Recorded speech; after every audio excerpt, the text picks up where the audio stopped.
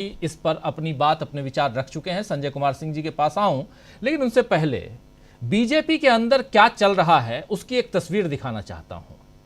कल रात को अचानक एक ट्वीट आता है। यह ट्वीट है वसुंधरा राजे सिंधिया का, पूर्व मुख्यमंत्री हैं राजस्थान की।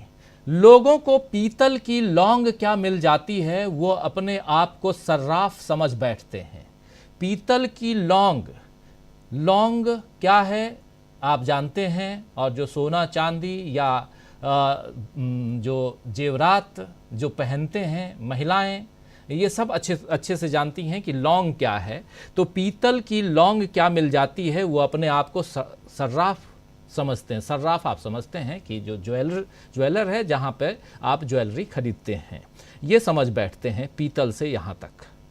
इसके क्या मायने हैं ज़रा सोचिएगा, इस पे हम आएंगे, इस पे आएंगे। ये बात बहुत ज़रूरी है करना, लेकिन थोड़ी सी चर्चा। और ये वसुंधरा राजे सिंधिया कल रात को, और सबसे बड़ी चीज़ उन्होंने टैग किया है वहाँ के मुख्यमंत्री से लेकर केंद्रीय राजनीति में बीजेपी के जितने भी बड़े नेता हैं उनको। सिर्फ आप सबके लिए और हमारे तमाम साथी जो इस कार्यक्रम को देख रहे हैं, वसुंधरा राजे सिंधिया के उस ट्वीट को जरा गौर फरमाइएगा। आगे बढ़ते हैं, उस पर चर्चा करेंगे। पहले संजय जी से अभी वर्तमान जो चुनाव की परिस्थितियां हैं उस पर चर्चा कर लेते हैं। संजय जी, राहुल गांधी के भाषण को कैसे आप देखते हैं? आज जो वो दे रहे थे भाषण, जिसमें दो तीन महत्वपूर्ण, चाहे 370 की बात हो जिसके बारे में प्रशांत टंडन जी बता चुके हैं, या एलजी के बारे में, यानी कि यूनियन टेरिटरी में आप तब्दील कर देते हैं और एक राजा के हवाले प्रदेश को दे देते हैं, और लगातार एलजी की भूमिका और उनकी कार्य क्षमता को आप बढ़ाते जा रहे हैं। अभी अभी हमने और भी देखा, एक नोटिफिकेशन और आ गया है। कैसे देखा जाए इसको? और जबकि राहुल गांधी ने पिछले दिनों कहा है कि, और कई नेता कह रहे हैं, विपक्ष के कई नेता कह चुके हैं, एलजी के पद को या राज्यपाल के पद को खत्म कर देना चाहिए। बीजेपी की राजनीति और कांग्रेस की राजनीति में बहुत अंतर है, और ये लगातार मैंने बीजेपी के शासनकाल में 10 साल में दिखा है। और उसमें एक ये भी था कि विपक्ष को कमजोर नहीं करो, खत्म नहीं करो, दबाव नहीं, उसके खिलाफ झूठ सच जो मर्जी वैसे बर्बाद कर दो। मैंने अगर आपकी क्षमता योग्यता है तो उसका नुकसान करिए, कोई दिक्कत नहीं है। राजनीति है, वो आपसे लड़ता है तो आप उससे लड़िए, लेकिन उससे लड़ने के लिए आप उसका अकाउंट फ्रीज करवा दीजिए चुनाव के समय। और इस लेवल की लड़ाई लड़के आप कैसे जीतेंगे, या जीत भी जाएंगे तो क्या कर लेंगे? मुझे लगता है वो लौंग वही है। तो जो मिला है वो लौंग ही है, पीतल का, ऐसे जीता हुआ। तो वो बता रही है, उस पर ठीक है, जब बात करेंगे तो करेंगे। लेकिन बीजेपी की राजनीति यही है, और इस तरह से उन्होंने जितनी सत्ता पाई और जो सफलता पाई, उसमें अब वो बिल्कुल अपनी ही राजनीति में फंसे हैं और कुछ नहीं है। और राहुल गांधी अगर 10 साल तक ये थे, सत्ता में बने रहे या तीसरी बार जीत गए, तो सिर्फ और सिर्फ इसलिए कि राहुल गांधी ने इनको टक्कर नहीं दी। और अगर इनकी योग्यता क्षमता कुछ थी तो वो सीबीआई और ईडी है। ये अब सब लोग देख रहे हैं, अब सब साफ है, स्थितियां बता रही हैं। उसमें चूंकि 370 इनका पुराना वादा था, पुरानी वो थी कि हम कर देंगे, और कांग्रेस बड़ी कमजोर है इसलिए नहीं कर पाती है, तो इन्होंने कर दिया। और जो किया, उसका जो शासनादेश था, उसमें तभी अखबारों में खबर छपी थी कि टाइपिंग और स्पेलिंग की 50 गलतियां थी। उनको सुधारने के लिए एक दूसरा आदेश निकालना पड़ा था कि इसको ये पढ़ा जाए, इसको ये पढ़ा जाए। तो ऐसे तो वो आदेश निकला था, और ऐसे तो वो हटाया गया। और इलेक्शन ड्यू था तब हटाया गया, और उस समय राज्य को यूनियन टेरिटरी बना दिया गया, और बिल्कुल असाधारण काम किया गया। तो उस सब को डिफेंड करने के लिए, और जैसा सब लोगों ने कहा कि 370 हटाने से 370 में कहां वोट मिलना है, तो उसको डिफेंड करने के लिए जो आपने किया था, ठीक है, बाकी देश के लिए किया था, और बाकी देश में शायद उसका फायदा भी मिला। तो उसको जो वहां किया था, उसको डिफेंड करने के लिए वहां जो करना चाहिए था वो नहीं किया, या कर नहीं पाए, या कोशिश ही नहीं की, या क्षमता ही नहीं थी। तो इसके बारे में इन्होंने सोचा ही नहीं था कि वहां कैसे इलेक्शन जीतेंगे। तो ये समझ रहे थे कि हम इलेक्शन कराएंगे ही नहीं तो सत्ता चलती रहेगी, और यही हुआ। इस तरह से उनके पास सत्ता बनी हुई थी, और इस उपराज्यपाल के जरिए बनी हुई थी। पहले ये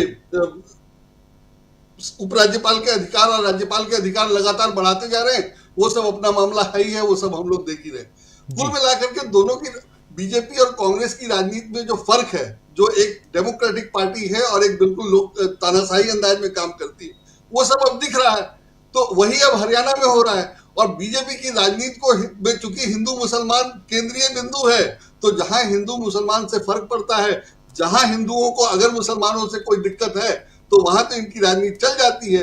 लेकिन जैसा अभी पंकज जी ने बताया, भैया मलिक साहब ने बताया कि हिंदू मुसलमान आप पहचान नहीं सकते हरियाणा में, तो वहां एक बार आदमी ने वोट दे दिया आपको देखने के लिए, अब देख लिया कि आप क्या कर सकते हैं, तो अब दोबारा क्या होना है। तो बहुत बुरी हालत है इनकी और अपनी बनाई हुई है। और चूंकि सिर्फ हिंदू मुसलमान के दम पे इनको सत्ता मिल गई थी और बिल्कुल अयोग्य, अक्षम और संगठन के लिहाज से बहुत कमजोर है, इसलिए इन्होंने 10 साल में सब कुछ होने के बाद कुछ नहीं कर पाए। पैसा कमाना अलग काम था, पैसा कमाया है, उसमें कोई दो राय नहीं है। और अगर टारगेट वही हो तो वही हासिल हुआ है, बाकी कुछ हासिल नहीं हुआ है। तो दोनों राज्यों में, मैंने दोनों राज्यों में नहीं कहूंगा मैं, अब ऐसे कहिए कि जो बीजेपी के जो खास राज्य हैं हिंदी पट्टी वाले, उनको छोड़ दीजिए, तो बाकी राज्यों में इनकी राजनीति चलती नहीं है। जो ये करते हैं वो मिसफायर कर जाता है, उससे सफलता नहीं मिलती है, सफलता बहुत अस्थायी होती है या तुरंत ही उसकी पोल खुल जाती है। और ये सभी जगह हो रहा है, चाहे बंगाल में देख लीजिए, चाहे कश्मीर में स्थिति देख लीजिए, हरियाणा में देख लीजिए, सब जगह ऐसे ही होता है। तो जो हैं वो मैंने 50 साल में आरएसएस के प्रयासों के कारण और आडवाणी जी के प्रयासों के कारण अगर बीजेपी का ये उभार हुआ था, तो 10 साल में मोदी जी के शासन के बाद बीजेपी का जो ह्रास हुआ है वो दिखाई दे रहा है और बिल्कुल क्लियर है। और हिंदी पट्टी में तो दिखाई देगा ही, दिया ही है। वो इस इलेक्शन में सीटें कम हो गई, वो सब तो है ही है। और बाकी राज्यों में जहां के लिए बीजेपी फिट नहीं है या जहां की राजनीति उसके जहां वो अनुकूल राजनीति नहीं करती है, जहां के लोगों की योग्यता या मांग के अनुसार या जरूरत के अनुसार राजनीति नहीं करती है, वहां इनकी हालत बहुत खराब है। और राहुल गांधी ये सब जानते हैं कि कहां क्या कैसे करना है। और राहुल गांधी को पता है कि यहाँ 370 है तो उनको 370 है, और ये चाहते हैं कि राहुल गांधी बोल दे कि हम 370 हटा देंगे, तो राहुल गांधी नहीं बोल रहे हैं और हटाएंगे ही। तो हटाएंगे इन द सेंस कि वापस उसको बहाल कर सकते हैं अगर जरूरत हुई तो, लेकिन वो बोलने की जरूरत नहीं है, और जो बोलने की जरूरत है वो साफ साफ बोल रहे हैं। तो राहुल गांधी की पॉलिटिक्स बहुत क्लियर है, और चूंकि उनकी पॉलिटिक्स में एक खास तरह के लोगों की जरूरत है, तो मुझे लगता है कि आम आदमी पार्टी से अगर वो सहयोग भी ले रहे हैं तो वो उनकी उदारता है, और उनकी उदारता है, इसलिए वो सबको आमंत्रित करते हैं, क्योंकि उनको सिर्फ बीजेपी से नहीं लड़ना है, उनको ईडी और सीबीआई से भी लड़ना है। तो ईडी और सीबीआई से लड़ना है तो आपको क्यों छोड़ दिया जाए? अब ईडी सीबीआई को तो शामिल नहीं कर सकते। तो आम आदमी पार्टी अगर आ सकती है तो उसको वो ले रहे हैं और कोशिश कर रहे हैं कि कम से कम वो तो साथ रहे। तो मुझे लगता है कि वो सब बहुत प्लान है और बहुत बढ़िया से काम हो रहा है।